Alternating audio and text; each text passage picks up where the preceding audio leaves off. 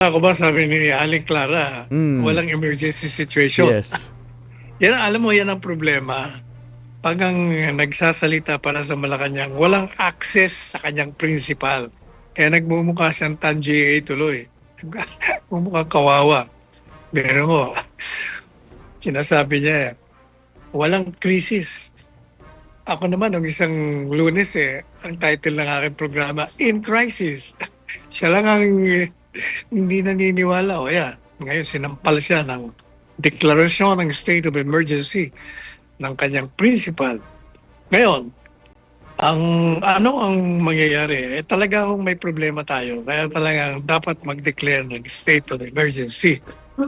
Ngayon, yung whether or not yung excise tax kasi gusto nilang tanggalin o suspindihin o i-reduce, talagang maapektuhan. Hindi po pwedeng hindi. Talaga, natural lang ho yan. Nasa crisis tayo. Pag nasa crisis ka, lahat ng mga hindi magagandang pangyayari ay nagaganap.